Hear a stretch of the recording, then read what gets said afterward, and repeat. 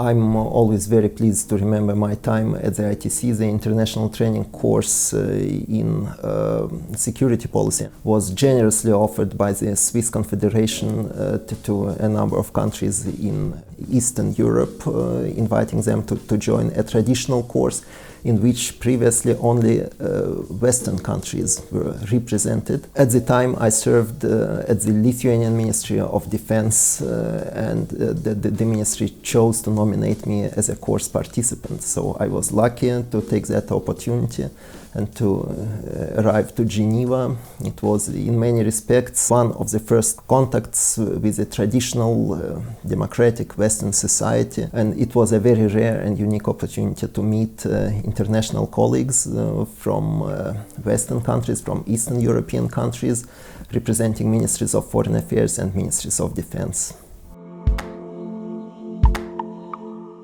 First of all, the academic content of the training. It was before the GCSP was even established. We also had two course directors, Thomas Ries and Dr. Daniel Warner. Dr. Warner is still here at the Center for Democratic Control of the Armed Forces. I was thrilled to see him again in Geneva 20 years after the graduation from the course. Also, the guest speakers contributed a lot to the content of the teaching. It was really a unique experience for us as course participants because the guest speakers were experts who dealt on the first-hand basis with the issues that we were looking at. It included representatives of particular countries, diplomats, academicians, but also representatives of international organizations, many of them based here in Geneva. I remember I was very impressed by the presentation of a representative of the International Committee of the Red Cross. I was really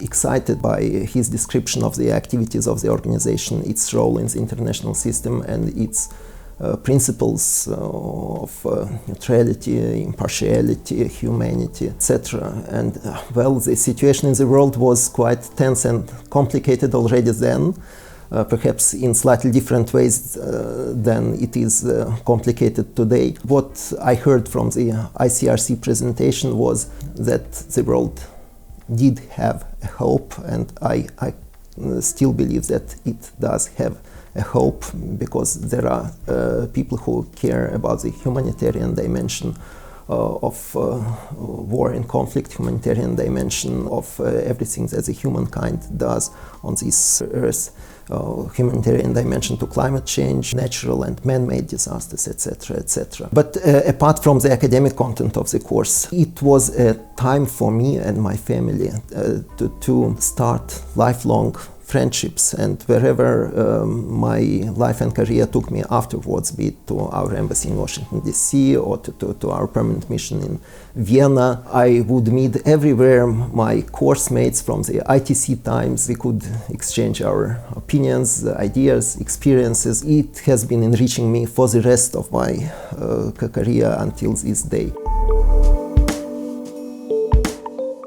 I think this contribution definitely continues, and I would also think it is growing in numbers and in quality. I'm in the lucky position to compare what the course base was over 20 years ago and what it is now. I remember we had our classes at the Pink Villa close to the lake. We were using the library resources of the GATT at the time. We had like 2 Apple computers for the entire course to write our course papers. And in order to get in touch with the colleagues in the capital or with family members at home, you had to make very complicated international telephone calls or even write traditional letters instead of emails. But of course today we live in a different epoch in this sense, and I'm very positively impressed by how the GCSP has harnessed the modern opportunities to travel, to attract participants, not only from the immediate neighborhood, not only from Europe, but literally globally. from every corner of the world on the one hand, and how it has harnessed the possibilities of modern technologies and modern approaches to teaching and studying in its activities. Well, the numbers of courses, the numbers of students are really impressive, and this has been a very important contribution to the development of my own country, of many other countries that went a similar path, building up institutions of a democratic society. This is not losing its value in the modern world, and I don't think it is going to lose value in years to come.